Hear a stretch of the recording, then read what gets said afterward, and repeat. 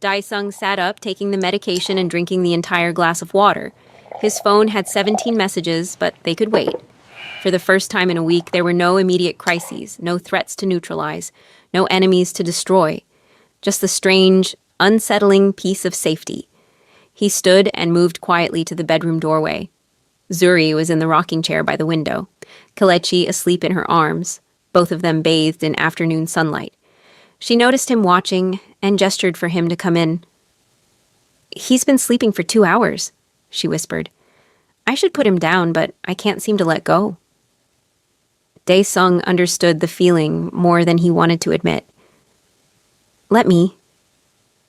She hesitated, then carefully stood and transferred Kelechi into his arms. The baby barely stirred, his small face peaceful in sleep. Dae-sung carried him to the crib and laid him down with the kind of care usually reserved for defusing bombs. Kelechi's hand curled into a tiny fist, and something in Dae-sung's chest tightened painfully. "I have to tell you something," Zuri said when he turned back to her, "and you're not going to like it." Here it was. The moment she told him she was leaving, that their arrangement was temporary, that as soon as it was safe, she'd take Kelechi and disappear again. Dae-sung braced himself for the impact. "I want to stay," she said instead. The words didn't make sense at first. "What?" "Not forever. Not as your wife or your prisoner. But I want to stay here, at the compound, until Kelechi's older. Until he's strong enough that I don't wake up every night, terrified something's going to happen to him." She wrapped her arms around herself, vulnerable in a way he'd rarely seen. "I can't do this alone, Dae-sung. I thought I could, but I can't. And I'm tired of pretending otherwise." "What changed?" "You did. Or maybe I did. Maybe we both did." She moved closer, her voice barely above a whisper. "When you walked out of here yesterday, knowing you might not come back, all I could think about was that I'd wasted 8 months we could have spent figuring this out together. I was so busy protecting Kelechi from your world that I forgot he needs his father in it." Dae-sung felt like he was standing on unstable ground, one wrong word away from everything collapsing. "What exactly are you proposing?" "Co-parenting. Real co-parenting, not the legal bullshit. You teach him to be strong. I teach him to be kind. You show him how to survive in your world. I show him how to live beyond it." She met his eyes. "And maybe, if we're both very lucky and very careful, we figure out how to do this without destroying each other in the process." It wasn't love. It wasn't reconciliation. It was something more honest and infinitely more fragile. It was a chance. "I can agree to that," Dae-sung said carefully, "on one condition." "What?" "You stop lying to yourself about why you're really staying." Zuri's breath caught. "I'm staying for Kelechi." "You're staying because despite everything, despite the divorce and the fear and the very legitimate reasons to hate me, some part of you still believes we could be a family. A broken, complicated, deeply imperfect family, but a family nonetheless." She wanted to deny it. He could see the words forming, the defensive walls going up. Then she looked at Kelechi, sleeping peacefully in his crib, and the walls crumbled. "Maybe," she admitted. "Maybe that's part of it." Dae-sung moved closer, close enough to touch, but not touching. "Then let's make a different deal. We stay honest, brutally, painfully honest. No more hiding pregnancies or filing secret custody papers or making unilateral decisions that affect all three of us. We're in this together. Or we're not in it at all. That's terrifying. Good. It should be." He finally reached out, tucking a strand of her hair behind her ear in a gesture so familiar it hurt. But it's less terrifying than the alternative. Zuri leaned into his touch for just a moment before stepping back. "We should set ground rules, boundaries. Figure out what this actually looks like day to day." "Agreed, but not today. Today we just..." He trailed off, not sure how to finish the sentence. "Exist," Zuri offered. "Just exist in the same space without any agenda or expectations?" "Yes, that." So they did. They spent the afternoon in strange, tentative domesticity. Zuri napped while Dae-sung handled work calls from the living room, his voice low so as not to wake her or the baby. When Kelechi woke crying, they both responded, bumping into each other in the nursery, and then laughing awkwardly at their shared panic. Dae-sung watched while Zuri changed a diaper, taking mental notes for when he'd inevitably have to do it himself. Dinner was brought by the staff, simple but well prepared. They ate in comfortable silence, the kind that comes from people who've run out of words but don't need them anymore. Night fell. Kelechi woke twice for feedings. The second time, at 3 a.m, Dae-sung found himself standing in the nursery doorway watching Zuri rock their son back to sleep, and he realized this was it. This was what he'd been fighting for all week without consciously knowing it. Not power, not an empire, not even survival. These quiet moments of connection in the dark, the privilege of being needed, of being present, of being part of something larger than himself. When Zuri noticed him standing there, she didn't startle. She just smiled, tired but genuine, and gestured for him to come sit with them. So he did. He sat in the chair beside the rocker, and together they watched their son drift back into sleep. "Thank you," Zuri whispered eventually. "For what?" "For not giving up. On me, on us, on this impossible situation. I know I made it hard. I know I hurt you." "And I hurt you first," Dae-sung said, quietly. "I chose my empire over you, over the possibility of a family. That's on me. Maybe we both made mistakes. Maybe that's okay." She looked at him in the dim nightlight. "Maybe what matters is what we do now." "And what are we doing now?" "Honestly, I have no idea. But for the first time in a year, I'm not terrified about figuring it out." Kelechi made a small sound in his sleep, and they both held their breath until he settled. When he did, Zuri carefully stood and transferred him back to the crib. This time, when she turned around, Dae-sung was there, close enough that she could feel the warmth radiating from him. "I won't promise I can change completely," he said. "My world is violent. It's dangerous. I can't make it disappear." "I'm not asking you to. I'm just asking you to make sure it doesn't swallow us whole." "I can try. That's all I need." Neither of them moved to close the distance between them.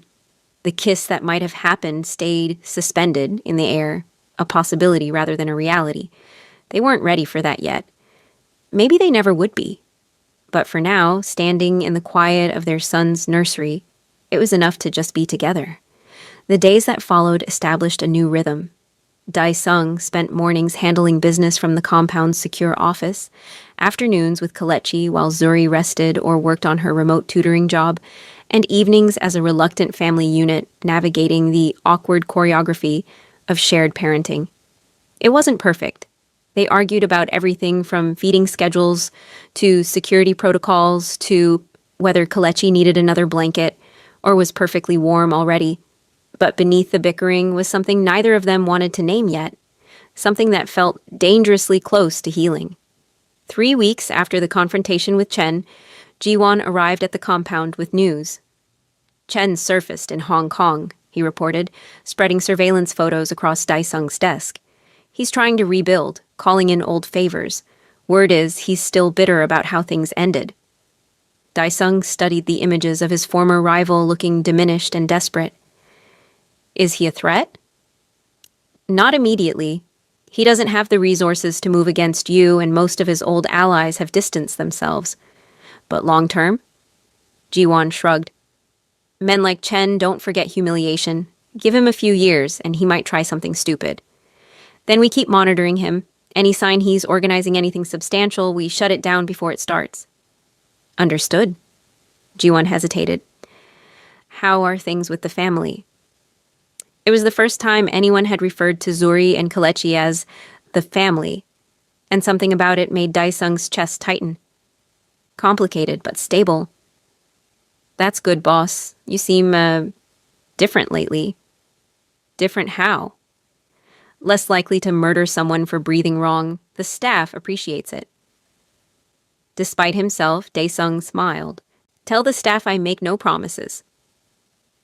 After Ji-won left, Dae-sung found himself wandering back to the East Wing. He'd been doing that more and more, gravitating towards Zuri and Kelechi whenever he had free moments. It was becoming a habit, possibly a dangerous one. He found Zuri in the nursery, attempting to assemble a new changing table that had been delivered that morning. Pieces were scattered across the floor, and she was glaring at the instruction manual like it had personally offended her. "Need help?" he offered. "This diagram makes no sense. Nothing lines up the way it's supposed to." Dae-sung crouched down and examined the pieces. Within minutes, he'd identified the problem. She'd been trying to attach the wrong panel and started reassembling it correctly. Zuri watched, grudgingly impressed. "How are you good at this?" "I built an entire criminal empire from nothing. I think I can handle basic furniture assembly." "That's not the same skill set at all. Both require spatial reasoning and the ability to follow complex instructions. It's closer than you think." He tightened the final bolt and stood back. "There. Fully functional changing table." Zuri tested it, finding it sturdy and level. "Thank you. I've been working on that for an hour." "You could have called me sooner." "I wanted to do it myself." "Why am I not surprised?" He leaned against the wall, studying her. "You know, you don't have to do everything alone anymore. That was the whole point of this arrangement." "Old habits," she said softly. "For 9 months, it was just me. Me making decisions, me solving problems, me figuring out how to survive each day. It's hard to break that pattern." "I understand, but you're not alone anymore, Zuri. For better or worse, you're stuck with me." She met his eyes and something passed between them. An acknowledgement, a tentative trust, the beginning of something that might, eventually, resemble partnership. Kalechi's cry interrupted the moment. Zuri moved to pick him up, but Dae-sung was faster. "My turn," he said, lifting his son with the confidence that came from 3 weeks of practice. "You've been with him all morning. Take a break." "But he needs to be..." "I know what he needs. Go, read a book, take a shower. Remember what it's like to be a person instead of just a mother." Zuri hesitated, then nodded. "Thank you." After she left, Dae-sung settled into the rocking chair with Kalechi, who had calmed down immediately upon being held. The baby's dark eyes stared up at him with that unnerving infant intensity that seemed to see everything and nothing simultaneously. "Hello, son," Dae-sung said quietly. "I suppose we should talk, man to man. Or a very small man who can't understand anything I'm saying yet." Kalechi made a gurgling sound that might have been an agreement. "Your mother thinks I'm going to corrupt you, turn you into someone like me. Maybe she's right. Maybe that's inevitable given who I am and what I do." He adjusted Kalechi's blanket. "But I'm going to try something different with you. I'm going to show you both sides. The power and the cost. The strength and the sacrifice. And when you're old enough to choose, I'm going to let you decide what kind of man you want to be." It was a promise to a child who couldn't understand it, but making it felt important anyway. "Your grandfather, my father, he never gave me a choice. I was born into this world and expected to thrive in it. And I did, but I lost pieces of myself along the way. Pieces I didn't even know were missing until your mother showed me what life could look like without constant violence." Dae-sung's voice dropped to barely a whisper. "I won't do that to you. I won't trap you in my empire. You'll be free to walk away if that's what you choose." Kalechi yawned, unimpressed by the emotional declaration. Then he fell back asleep, his small body completely relaxed in his father's arms. Dae-sung sat there for a long time, rocking gently, watching his son sleep. Outside, the sun was setting, painting the nursery in shades of gold. Somewhere in the compound, Zuri was taking the break he'd insisted on, trusting him with their child. Down in Seoul, his empire continued running, his lieutenants handling the day-to-day operations that kept power flowing in his direction. Everything was balanced. Everything was, for this brief moment, exactly as it should be. He knew it couldn't last. Peace never did, not in his world. But maybe that was okay. Maybe the goal wasn't permanent peace, but these temporary moments of it. Maybe that was enough. When Zuri returned 20 minutes later, freshly showered and looking more rested, she found them both asleep in the rocking chair. She stood in the doorway, phone in hand, and took a picture before she could think better of it. The image showed Dae-sung, Seoul's most feared crime lord, completely vulnerable in sleep, his son cradled safely against his chest. It was a moment of perfect contradiction. Gentleness and violence, Love and fear. Past and future. It was their life now. Complicated and messy and uncertain. It was, surprisingly, enough. Months passed. Kelechi grew, hitting milestones that seemed simultaneously too fast and not fast enough. His first smile, his first laugh, the day he learned to roll over, giving them both minor heart attacks as they frantically baby-proofed everything within his new range of motion. Daesung's empire stabilized. With Chen neutralized, the power vacuum was filled by allies and subordinates who knew better than to challenge him. He remained at the compound more often than in Seoul, delegating responsibilities and discovering he didn't need to personally oversee every operation to maintain control. He learned to be a father, imperfectly, awkwardly, but genuinely. He changed diapers and prepared bottles and walked. The floor at 3 a.m. when Kelechi was teething, he read board books in his deep voice, making up dramatic narratives for stories about sheep and trucks. He baby-proofed with the same strategic thinking he used for eliminating rivals, identifying every possible danger and neutralizing it. And slowly, carefully, he and Zuri learned to be something more than ex-spouses trapped by circumstance. They talked. Really talked. Late at night, after Kelechi was asleep, about the marriage that failed and the reasons why. About her feeling invisible and his inability to see beyond his own ambition. About the cultural divides they'd never properly addressed and the emotional wounds they'd inflicted on each other. They established boundaries, separate bedrooms, clear communication about schedules and responsibilities.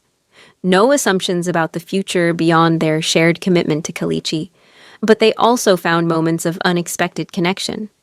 Zuri's hand on his arm when he was stressed about a business negotiation. Daesung brought her favorite tea without being asked. The way they moved around each other in the nursery, a perfectly choreographed dance of shared parenting. Small things, quiet things, things that added up to something neither of them was ready to name. On Kelechi's 6-month birthday, they celebrated with just the 3 of them and a small cake the compound's chef had made. Kelechi, propped up in his high chair, was far more interested in smashing the cake than eating it, getting frosting in his hair and all over his clothes. "He's gonna need a bath," Zuri laughed, wiping blue frosting off his cheek, only to have him immediately smear more on. "I'll handle it," Daesung offered. "You've been with him all day." They'd fallen into this pattern, trading off responsibilities, supporting each other in ways they never had during their marriage. It wasn't perfect, but it worked. Later that night, after Kelechi was clean and asleep, Zuri found Daesung on the compound's terrace, looking out at the mountains. He'd been distant that evening, quieter than usual. "What's wrong?" she asked, joining him at the railing. "Nothing's wrong. I've just been thinking." "About?" "About how different this is from what I imagined my life would be. 6 months ago, I was planning territorial expansions and consolidating power. Now I'm celebrating my son's half-birthday with cake and bath time." He glanced at her. "I don't regret it. I'm not sure who I am anymore." Zuri was quiet for a moment. "You're Kelechi's father. Isn't that enough?" "Is it enough for you, being just his mother?" "No, but I'm also a teacher, a daughter, a friend, a woman trying to figure out what her life looks like now. We're allowed to be more than one thing, Daesung. Even if those things contradict each other. Especially then. That's what makes us human." He looked at her in the moonlight. This woman who'd walked away from him once and somehow found her way back. "Do you think we'll ever figure this out? Us, I mean. What we are to each other beyond Kelechi's parents." "I don't know. Do you want to?" It was the question they'd both been avoiding for months. The elephant in every room, the possibility lurking beneath every conversation. Daesung could feel the weight of his answer, how much it would reveal. "Yes," he said simply. "I want to." Zuri's breath caught. "Even after everything?" "Especially after everything. We're different people now, Zuri. We've both changed. Maybe this time we could get it right. Or we could destroy each other all over again." "We could," he agreed. "But I'm willing to risk it if you are." She stared out at the mountains, wrestling with something he couldn't see. Then slowly she reached out and took his hand. their fingers intertwined, a simple gesture that felt monumental. "I don't want to rush this," she said quietly. "I don't want to fall into old patterns just because it's easy or familiar. If we're going to try again, we do it right, slowly, carefully, with our eyes open." I can agree to that. And we put Kelechi first, always. If at any point this arrangement starts hurting him, we stop. Understood. She squeezed his hand. Then yes, I'm willing to risk it too. They stood there for a long time, hands joined, not kissing, not making grand declarations, just existing together in the possibility of something new. When they finally went back inside, they went to their separate rooms, as always.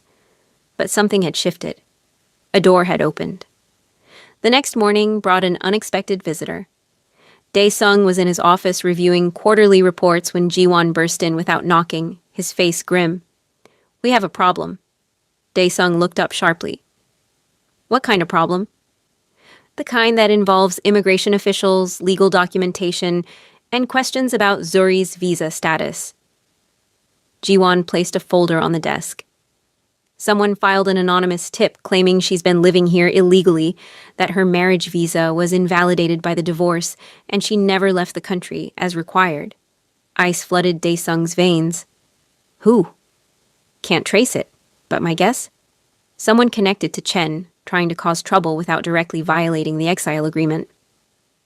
Dae-sung opened the folder, scanning the official documents inside. Investigation pending. Possible deportation. Separation from minor child pending custody determination.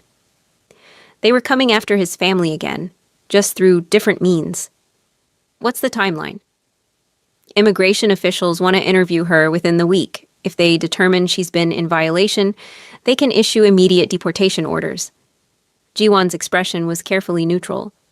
Unless there's a compelling legal reason for her to stay. The implication hung in the air between them. You're suggesting I marry her again. I'm suggesting that as your wife, her visa status becomes legitimate, the investigation disappears, Kelechi stays with both parents. Ji-won leaned forward. I know it's complicated, boss, but it's also the cleanest solution. After Ji-won left, Dae-sung sat alone with the documents, his mind racing through options and outcomes. He could fight the deportation through legal channels, tie it up in courts for months or years, but that would draw attention, invite scrutiny into his business operations, the kind of scrutiny that could destabilize everything he'd built. Or he could go to Zuri and ask her to marry him again, not out of love or even partnership, but pure legal necessity.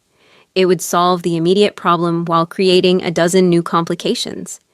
He thought about last night, about her hand in his, about the tentative agreement to try again. This would destroy all of that. It would reduce their fragile reconciliation to a legal transaction, but it would keep her and Kelechi safe. The decision made itself. He found Zuri in the nursery, playing with Kelechi on the floor. Their son was working on sitting up, wobbling dangerously before toppling over onto the soft mat. Each time he fell, he laughed, delighted by his own instability. "Zuri, we need to talk." Something in his tone made her look up sharply. What happened? He sat down on the floor with them, which was so unexpected that she knew immediately it was serious. Someone filed an immigration complaint. They're claiming your visa status is invalid, that you should have left the country after the divorce.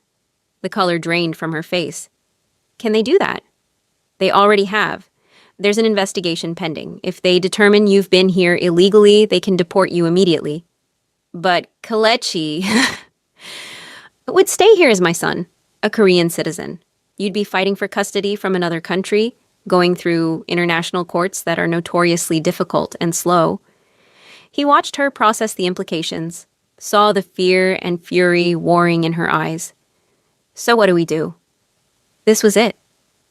The moment where he either told her the truth or tried to find another way. Dae-sung had never claimed to be a good man, but sitting there with his son between them, he found he couldn't lie to her. The simplest solution is remarriage. As my wife, your visa status becomes legitimate. The investigation disappears. Zuri stared at him. You're asking me to marry you again. I'm presenting an option, not a demand, not an ultimatum. An option. An option that traps me here, that makes me dependent on you again, that erases all the progress we've made toward being actual partners instead of... She stopped, struggling for control. This is exactly what I was afraid of, that your world would find a way to take my choices away. I know. The words felt inadequate. I know, and I'm sorry. But I don't know what else to do. I can fight. This legally, tie it up in courts, but that could take years. And during that time, you'd be in limbo, unable to work legally, unable to leave, constantly looking over your shoulder. Kelechi, sensing the tension, started to fuss. Zuri automatically scooped him up, holding him close. How long do I have to decide? The interview is in 5 days. After that, things move fast. 5 days to decide if I want to marry you again. Her laugh was brittle. Last time we dated for 2 years before getting married. This time, I get less than a week. Last time we were different people making decisions for the wrong reasons. This time, at least we know what we're getting into. She stood, still holding Kelechi, and moved to the window. The mountains stretched out beyond the compound, beautiful and isolating in equal measure. If I say yes, what does it look like? The same as before, just with better communication? No. It looks like whatever we decide it looks like. Separate bedrooms, if you want. A prenuptial agreement that protects your interests. Clear boundaries about my business and your autonomy. He stood and moved closer, but not too close. I meant what I said last night. I want to try again, but I want to do it right. This isn't how I wanted to ask, but the circumstances don't change the truth. Which is that I love you, still, again. I don't know if it's the same love from before or something new, but it's there. It's been there even when I pretended it wasn't. The words felt dangerous leaving his mouth, exposing him in ways violence never could. But I also know that love isn't enough. We need trust, respect, partnership, things we didn't have before, things we're just starting to build now. Zuri turned from the window, tears streaming down her face. This isn't fair. I know. I need time. I need to think about this without you standing here being honest and vulnerable and everything I wanted you to be during our marriage. Take the time. I'll be in my office. He left before she could see how much her tears affected him. The next 3 days were torture. Zuri avoided him except during shared parenting duties, her face closed off and distant. She spent hours on the phone with Adiola, her friend from Busan, talking in rapid Igbo that Daesung couldn't follow. She paced the compound at night, walking the perimeter with security trailing at a discreet distance. She was wrestling with demons he couldn't fight for her. On the 4th day, Attorney Lee arrived with a document Daesung hadn't requested, a prenuptial agreement so comprehensive and favorable to Zuri that it essentially gave her everything. Half of all legitimate business assets, full custody of Kelechi in the event of another divorce, a trust fund that would support her independently for life, the compound in her name, legally protected from any business liabilities. You didn't ask me to draw this up, Lee said carefully. No, but I should have. Get it notarized. I'll sign whatever needs signing. This essentially makes her your equal in terms of assets and legal standing. Most men in your position wouldn't. I'm not most men, and she's not most women. Make it happen. That evening, Daesung placed the prenuptial agreement on the dining table where they usually had dinner. Zuri found it there, reading through the pages with increasing disbelief. What is this? She asked when he entered. Protection. For you and Kelechi. If we do this, I want you to know you're choosing it freely, not because you're trapped or desperate. That prenup means you can walk away at any time and be financially secure for the rest of your life. She kept reading, her finger tracing over the clauses about custody, property rights, business interests. This gives me almost everything. It gives you what you deserve. Daesung, this is insane. You'd be giving away half your empire. The legitimate half. The illegal operations stay mine, along with all the risks and liabilities that come with them. But everything legal, everything clean, that's ours, equally. He sat down across from her. I failed you before because I put power above everything else. I won't make that mistake again. Zuri set the papers down with shaking hands. You're making this really hard. Good. It should be hard. It's one of the most important decisions either of us will ever make. I talked to Adiola. She thinks I'm crazy for even considering this. She says I should fight the deportation, move to Busan with Kelechi, force you to visit instead of controlling the environment. Zuri's voice cracked. She's probably right. That's probably what I should do. But Kelechi needs his father, not weekend visits and supervised time. He needs you in his life every day, watching him grow, teaching him things I can't. And She stopped, wrestling with the words. I meant what I said too, about wanting to try again, about believing we could get it right this time. So what do you want to do? I want guarantees that don't exist. I want to know for certain that this will work, that we won't destroy each other again, that Kelechi won't grow up in a war zone disguised as a family. She laughed weakly. But life doesn't work that way, does it? No, it doesn't. She picked up the prenuptial agreement again, staring at it like it contained the secrets of the universe. Then she pulled out her phone and made a call, speaking in Igbo again. The conversation lasted 10 minutes, her voice rising and falling with emotion. When she hung up, she looked exhausted. That was my mother. I told her everything. The deportation threat, your proposal, all of it. Zuri met his eyes. She said something I didn't expect. She said that sometimes the bravest thing we can do is give people a second chance to prove they've changed. And that maybe I'm not saying yes to the man. You were, but to the man you're trying to become. Hope, dangerous and fragile, bloomed in Dae-sung's chest. She also said if you hurt me again, she'll fly here personally and make you regret it. She's very specific about the ways she'd do it. I'd expect nothing less. Zuri stood, still holding the prenuptial agreement. I have conditions. Name them. I want therapy. For both of us, individual and couples. I don't care if it's not common in your culture. I don't care if it makes you uncomfortable. We need help navigating this. Agreed. I want to maintain my own career, my own income, my own identity outside of being your wife. No more playing hostess at business dinners I don't understand or pretending to enjoy a lifestyle that suffocates me. Agreed. And I want honesty. Complete honesty. If your business puts us in danger, I need to know. If you're struggling or angry or scared, I need to know. No more walls, no more secrets. That one's harder, Dae-sung admitted. My instinct is to protect you from the worst parts of what I do. But I'll try. I'll really try. That's all I'm asking, for you to try. She took a deep breath.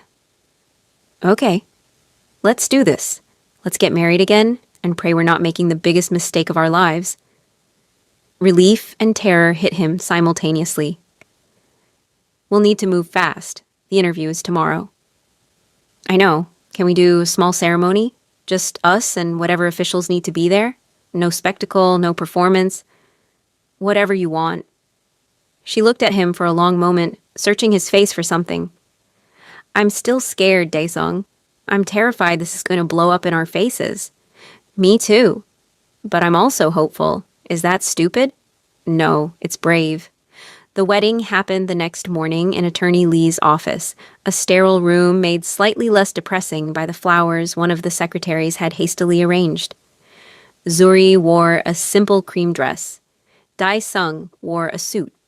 Kelechi, dressed in a tiny hanbok that made him look impossibly precious, served as their witness despite being too young to understand what was happening. The officiant rushed through the ceremony, aware they were on a tight timeline before the immigration interview. The vows were standard, impersonal. When Dae-sung slipped the ring on Zuri's finger, a new one, different from the ostentatious diamond from their first wedding, his hand trembled slightly. You may kiss the bride, the officiant said. They looked at each other, uncertain. Then Dae-sung leaned in and kissed her forehead instead, a gesture of tenderness rather than passion. It felt more honest. Congratulations, Attorney Lee said, handing over the marriage certificate. You're legally bound again. Why doesn't that sound as positive as it should? Zuri muttered. 2 hours later, they sat in the immigration office, presenting their marriage certificate and documentation. The official, a severe, Woman in her 50s examined everything with the thoroughness of someone who'd seen every trick and scam. "This is very convenient timing," she said. "Anonymous tip filed on Monday, marriage ceremony on Friday." "We were already planning to remarry," Dae-sung said smoothly. "The complaint simply accelerated our timeline." "Is that true, Ms. Adeyemi?" The official focused on Zori. "Or, excuse me, Mrs. Kang, now. Is this marriage legitimate, or did your husband coerce you to avoid deportation?" Zuri met the woman's eyes without flinching. "My husband and I have a complicated history, but this marriage is legitimate. I'm choosing to stay in Korea to build a life here with him and our son." "And if I were to separate you right now, speak to you individually, your stories would match?" "Every detail," Zuri said with certainty. The official studied them both, looking for cracks in the facade. But there were no cracks to find. Whatever else this was, it was real. "Very well. Your visa status is now valid as the spouse of a Korean citizen. The investigation is closed." She stamped several documents with finality. "Congratulations on your marriage." Outside the office, Zuri exhaled shakily. "I can't believe that worked." "Did you think it wouldn't?" "I thought she'd see right through us, see that we're basically two people who have no idea what they're doing, making desperate choices and hoping for the best." "That's every marriage," Dae-sung pointed out. "We're just more honest about the desperation." She laughed, the sound breaking through the tension. In his carrier, Kalechi made a happy gurgling sound, as if celebrating their small victory. "So what now?" Zuri asked. "We go back to the compound and pretend everything's normal?" "No, we go back to the compound and build something new. Slowly, carefully, one day at a time." She looked at the ring on her finger, simple and elegant. "I'm still scared." "Good, me too. Fear means we care enough to get it right." They drove back in comfortable silence, Kalechi sleeping in his car seat, the Seoul skyline disappearing behind them as they headed into the mountains. When they arrived at the compound, the staff had prepared a small celebratory dinner. Nothing elaborate, just an acknowledgement of the day's significance. That night, after Kalechi was asleep, Zuri knocked on Dae-sung's bedroom door. He opened it to find her standing there, in pajamas, looking vulnerable. "I don't want to be alone tonight," she said quietly. I'm not ready for that. But could we just exist in the same space?" He understood immediately. "Come in." They ended up sitting on opposite ends of his sofa, talking until late about everything and nothing. About Kalechi's developmental milestones and business strategies and childhood memories. About fears and hopes and the vast uncertainty of their future. At some point, Zuri fell asleep, her head tilting onto his shoulder. Dae-sung sat very still, afraid to move and break the moment. When he finally carried her to the guest bedroom, she stirred, but didn't wake. He stood in the doorway watching her sleep, this woman who'd walked away from him once and somehow found the courage to return. They were married again, legally bound. But the real work was just beginning, the work of becoming partners, of building trust, of proving that second chances could be more than just repeated mistakes. Dae-sung returned to his own room and lay awake for hours, the weight of responsibility and possibility pressing down on him equally. He thought about Chen somewhere in Hong Kong, possibly planning revenge. He thought about his empire, running smoothly but always one misstep from chaos. He thought about the enemies he'd made and the violence that had defined his life. And then he thought about Kalechi, sleeping peacefully in his nursery, innocent and perfect and completely unaware of the complicated world he'd been born into. That was what mattered now. Not territory or power or reputation. His son, his family, his second chance to become someone worth knowing. If he could pull that off, it would be the greatest victory of his life. 2 years later, Kalechi took his first steps in the compound's garden, stumbling between his mother and father, while they both held their breath in anticipation. When he made it all the way to Dae-sung without falling, the celebration was immediate and genuine. "Did you see that?" Zuri laughed, scooping up their son. "Did you see our brilliant boy walk?" "I saw." Dae-sung pulled out his phone to record Kalechi's encore performance. "He's going to be running before we know it. We'll never keep up." Life had settled into something resembling normalcy over those 2 years. Therapy had been brutal and necessary, forcing them both to confront the failures of their first marriage and the fears of their second. They'd fought, made up, fought again, learned slowly how to communicate without destroying each other in the process. The empire still existed, but Daisung had gradually delegated more, creating distance between the violence of his world and the sanctuary of his home. Chen had never resurfaced, either smart enough to stay away or too broken to rebuild. New threats had emerged and been neutralized. The cycle continued, but Daisung was no longer consumed by it. He'd learned balance, imperfectly, with setbacks and struggles. But he'd learned. Zuri had flourished. Her tutoring business had expanded into a legitimate education consulting firm. She traveled occasionally for work, always with security Daesung insisted on but now accepted as reasonable rather than controlling. She'd built a life that existed both alongside and independent from his, exactly as she'd wanted. And their marriage, this second attempt, had grown into something neither of them had quite expected. Not the passionate romance of their first attempt, but something steadier. Partnership. Friendship. Love that had matured through trial and tested itself against reality. They slept in the same bed now, most nights. Sometimes intimacy happened, sweet and gentle. Sometimes it didn't, and that was okay too. They were building something at their own pace, without pressure or expectations, beyond showing up for each other every day. That evening, after Kalichi was asleep, they sat on the terrace as they often did, watching the sunset paint the mountains in shades of gold and purple. "I got a call from my mother today," Zuri said. "She wants to visit next month, meet her grandson properly. I'll arrange everything, security, accommodations, anything she needs. She also wants to meet you, the new you," she said. "The one who sends flowers on our anniversary and actually remembers our son's doctor appointments." Daesung smiled. "Will she still threaten to hurt me?" "Probably, but with less conviction now." "I can live with that." They sat in comfortable silence, hands intertwined, watching their world stretch out before them. It wasn't the life either of them had imagined. It was messier, more complicated, built on the ruins of their first attempt and the stubborn belief that people could change. But it was theirs, imperfect and precious, and worth every difficult moment that had brought them here. Kilichi stirred in his room, visible through the baby monitor on the table. Zuri started to rise, but Daesung stopped her. "I'll go. You've been with him all day." He found his son standing in his crib, not quite crying, but working his way there. When he saw his father, Kelechi's face split into a smile. "Appa," he said, one of his first words. "Father." Daesung lifted him, feeling the familiar weight and warmth. "Can't sleep, little one?" Kelechi babbled something incomprehensible, then laid his head on Daesung's shoulder, instantly calm. They rocked together in the darkness, father and son, the future and the reason for everything. He'd been a king once, emperor of an underground realm built on fear and violence and absolute control.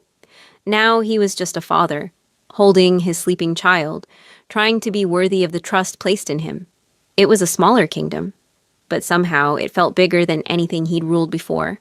If you enjoyed this story of second chances and complicated love, please subscribe to Afro-Koreans for more original stories where African and Korean cultures collide. Hit that like button and let me know in the comments what you thought about Daesung and Zuri's journey. Should I tell more stories from this world? What would you like to see next? Your support keeps these stories coming, so don't forget to subscribe.